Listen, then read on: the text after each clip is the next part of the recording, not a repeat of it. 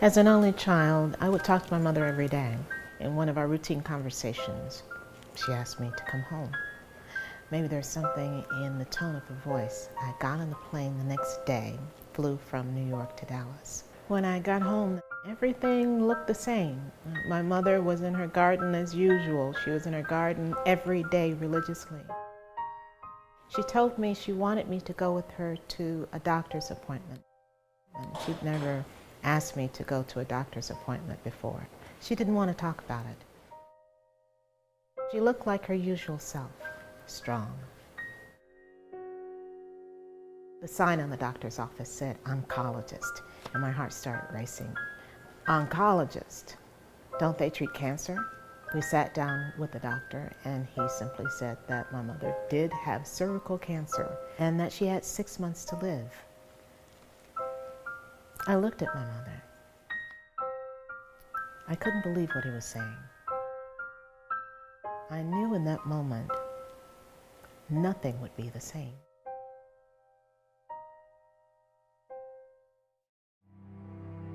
My mother, Leannell Taylor, was born of sharecroppers.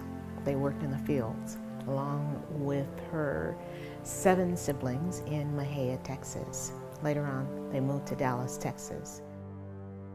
They lived in the West Dallas projects where Bonnie and Clyde used to roam. My mother and her siblings would go back to Mahia, Texas to work in the fields to get extra money for school supplies.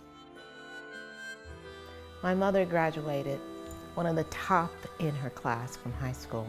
She worked at a rag factory to put herself through Wiley College. My mother was the first person in her family to go to college, and I was born before she graduated. One of my first memories was watching her walk down the aisle at graduation. I was very proud.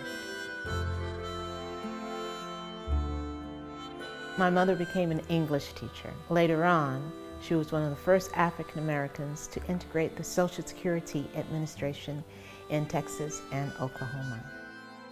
My mother was a pillar in her community and her family. She was a no-nonsense, God-fearing woman. For a year, she ignored the signs.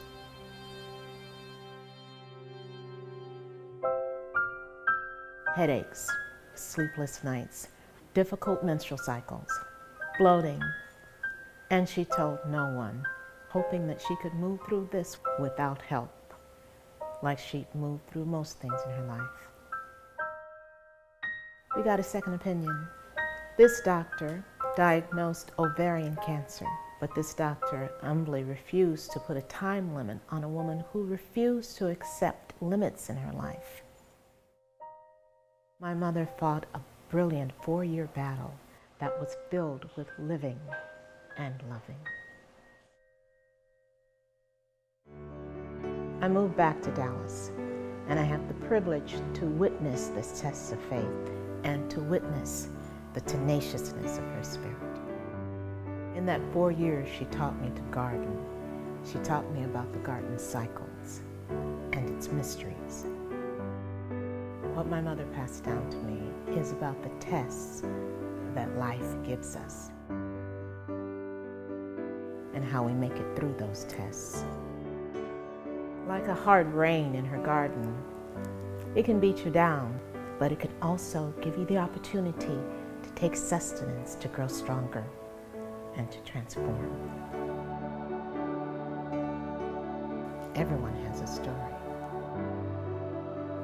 Whether you have ovarian cancer or you have a loved one that has ovarian cancer, talk to us. Share your story. We have to talk about this silent killer. Please join us at ovariancancersymptomawareness.org. Save a life.